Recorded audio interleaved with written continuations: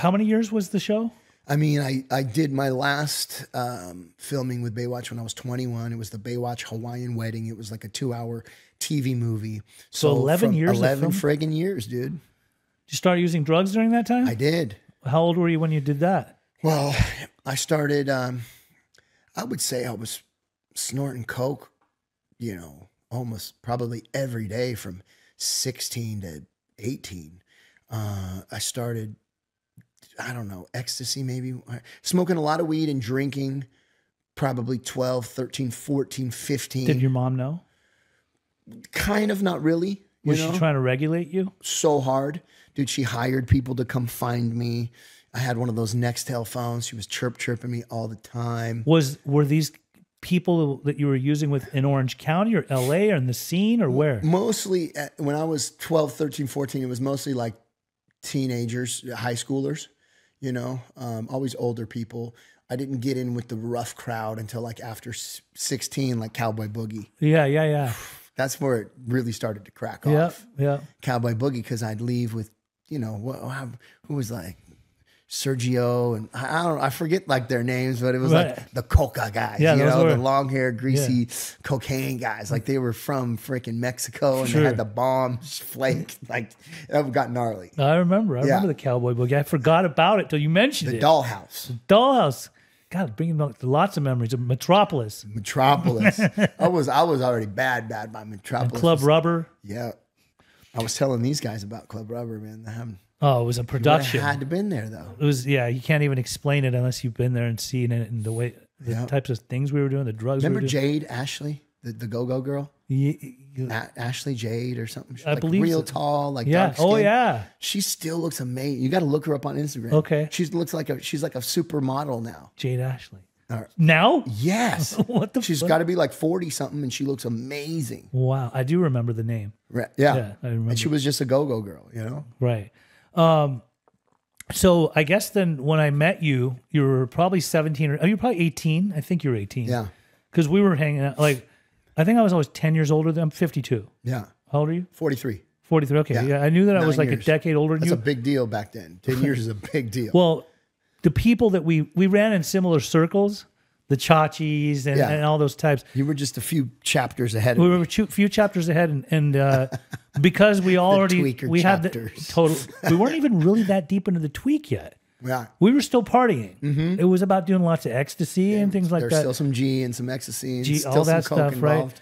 Right? And that was like during that time, being in Southern California between LA and Orange County, like it was really a happening time. Double stack Mitsubishis, all that stuff, right? We didn't have the Doves. Remember the All Stars, all that stuff. Ferraris were pretty good. Ferraris, all that.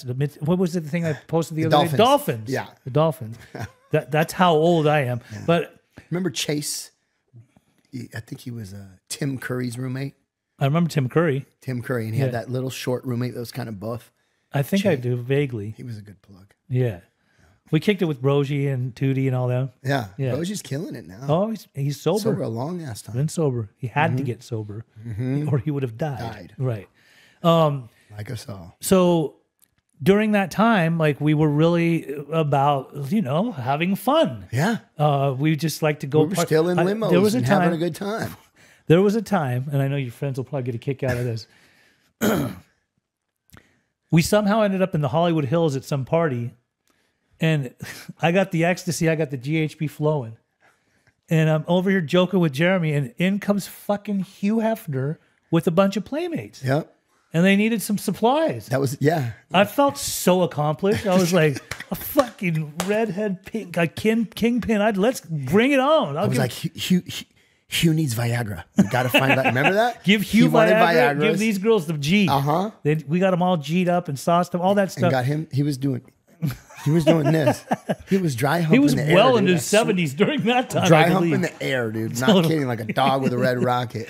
We had some times. That was Randy Basil's party. Right. Oh, it was? Randy Basil's, he did those mansion parties. Was Randy Basil living up there during that time? No, but he was just doing those parties. Yeah. He was active. Yeah. He was an active guy. That night I was smoking coke in a cigarette with just 3 or 4 people left at the party at like 9 a.m. And I remember the maids were coming. I was like, oh, fuck. like the party was over, the maids came to clean it. And I was like, dude, I'm just getting started, bro. Come on, it's over. And you know, like when we made that one video when I just saw you a couple years ago at the Rock to Recovery thing, I didn't want it to appear like we were sensationalizing those times. But dude, like we had some times, and here's the thing: it was really extravagant and looked really magnificent, which it felt at the time. Yeah. But I don't know that we really knew that we have a drug problem. Definitely not. Or in the making. And I don't know, man. The times have changed. The drugs have changed. Sure. There was nobody on fentanyl back then, overdosing I don't within know 5 if seconds of dying. anybody nowadays like has a good time, you know? Right. Talk about what it was like, what happened, and what it's like now. And what it was like is like, it was really fun. It was super And it fun. felt like a total new era, new wide open, infinite possibility world of friends and it's because clothes nightclubs kind of fizzled out, and it wasn't just about going and drinking with your friends or having bottle service and doing yay. Yeah. It was about going to the rave or anything, like any kind of club that was acting like a rave, playing that type of music and doing those types of designer drugs, the ecstasy, anything, the love drugs. And then a week later, you know, being like, wow, I should probably go to sleep. Exactly. It was a whole Why week am I so party. depressed on Tuesdays? I think I want to die. I think I want to kill myself. Like the ecstasy definitely depleted the serotonin and made you just want to fucking. The suicidal ideation was flowing. But down the line, though, Thursday for me was the Friday Junior, and by the time I got to do a little bit of drugs on Thursday because we're about to go into the weekend. It just became an on. I don't think all throughout the '90s, all throughout my 20s in the '90s, did I ever take a break. No. Never. I mean, accidentally sometimes. Sometimes.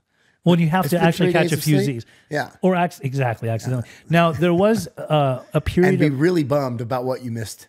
Right. You don't want to what miss did I anything. miss? I don't want to miss anything. Oh, man. Why should I'll sleep when I die. I remember that. Do you guys remember that tormenting feel of like, oh my God, I can't miss it. Right. I can't. It's going to be so great. Right. And then wake up. We started getting into some other heavier stuff, though. Down the line. Yeah. We started. I remember we were hanging out in Orange at a house, and it was like some would call it these days a trap house. But really it didn't feel like a trap house because when you have a stripper pole in the middle of somebody's living room or even in their bedroom, and you got tons of different types of characters coming and going, I mean, some might call it a trap house, but really like we're here to party. Plenty of spray paint and markers to paint your shoes when you're bored. It was the after party after the after party. Cleaning supplies if you just get a wild hair up your butt and you want to clean someone's bathroom. Right. You know, nowadays you walk in a trap house, they don't have any cleaning supplies. They got no spray paint. They got no paint markers. It lives up to its name. It's like all trapped out, just dirty and ugly. There was toys there. There was tools in the garage. Coloring books galore. Yeah. Yeah. Gel pens. Lots of super glue. Plenty of super glue. For whatever reason. Yeah. I mean, you got to make the lighter work forever, you know? So you take it apart, super glue it, put it back together. So here we already loved each other. We were homies. We were friends. We'd have the Angelo Barsattis or the Jamie Laufenbergs or the Daryl came on my podcast not that long ago. Yeah. Big Bounce coming through. But then some dangerous people started coming through. Some gangs, if you will. And they were after one thing. They told me specifically, we want the celebrity kids meth because you were cooking meth. Yeah. Is it okay to say that now? Yeah. Is the FBI watching? No, it's okay. See the camera in the corner? Say hi. Yeah. So during that time, you got into cooking some dope. And I've often told you this. I think that we were Breaking Bad before it was even a thought for a TV show. Very true. Right? Man. And not only were you cooking meth, the fire. I'm not bragging. Like, I'm not trying to brag. Or I don't condone meth use. I think it definitely will fuck up a person's life. But this shit was beyond potent. I mean, it really was jet fuel, and it was euphoric. It took you in different directions, and it also, for some weird reason, and maybe not that weird, drew attention from the agents, the real agents. I'm talking like the methamphetamine task force that was after guys like you, guys like me, because we were distributing it, you were cooking it. I remember leaving that house once and having a lot of, I'm going down the street with a gallon of GHB in the trunk, and all of a sudden I look in my rear view and they come from different directions and they're behind me, and they were all unmarked cars and some marked cars, and they're following me, and I'm like, oh, this isn't going to turn out good. But the weirdest thing was, and this is like a few days later, you got arrested at the house. But the weirdest thing is they got behind me and then they drove away. And I was like, oh my God, I just dodged a cannonball. But then all of a sudden, Jeremy gets busted. We were hot. So what happened was, that was Johnny Garcia, right? Yeah. So so I'm out living in LA and I have this girlfriend who's gorgeous and ballerina. And, you know, she introduced me to meth, you know, and I had been just snorting coke and I ran out of coke. I was in San Diego actually at the hip hop conference. Remember those? Like, those were dope. They were dope. Yeah. But we were at the DoubleTree, you know, yeah. And I ran out of coke and then it was like 3 a.m. and like nobody had coke. I was like, you know, come on, dude. Nobody can call anybody. For some yay. I'm in San Diego. I might as well be in Japan. Right. You know, if I feel so far away from home. I have no car.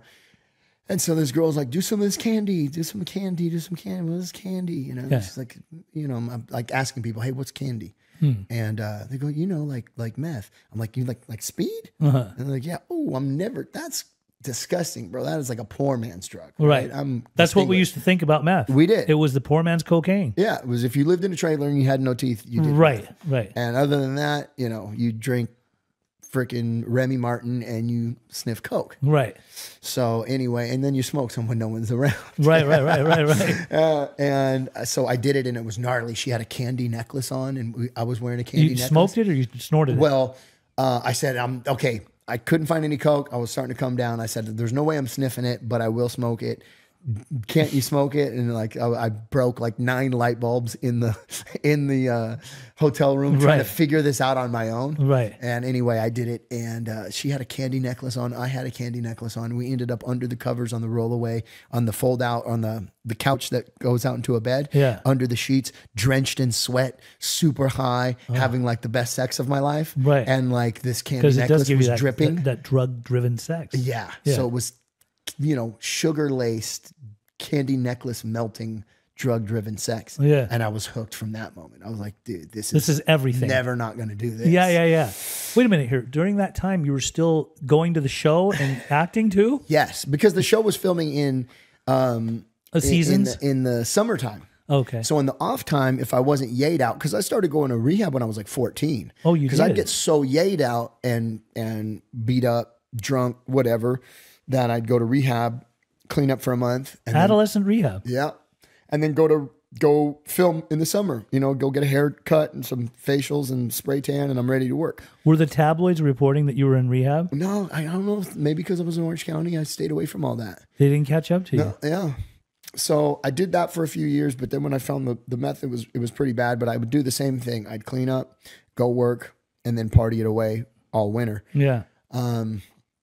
So because this girl was so hot, the upper echelon of the LA guys liked her. She knew the big dealers and the big suppliers. So before you know it, I'm hanging out with the Taiwanese, the son of the Taiwanese mafia who lives here, who's crystallizing meth for the Hells Angels. Hells Angels are cooking it. Then they're giving him like pounds of crank, and he's the guy that can take it from crank to glass. Biker dope, peanut butter, leave a bunch of crap in the pipe, and he could clean it and make it crystal. Yeah. You know? By washing it. Yeah, and not just wash it, but there was an inversion process and a microwave that separated the chemical structure and a way to actually gain another reaction. And you've learned all this from them? Learned it all from him, dude. Start to finish, how to cook it from one of the Hells Angel guys. His name was Frank. His partner was a guy named Gary. Gary was a Hells Angel who was in the DEA. They both got popped. It was a huge thing. I was in the courtroom, dude, tweaked out at 17 watching these guys get busted. They were the guys who were taking it to Hawaii for like $9,000 an ounce or whatever. Remember when it was like... I was actually part of that. I think Tommy was in that a little bit. I started moving it to Hawaii myself. And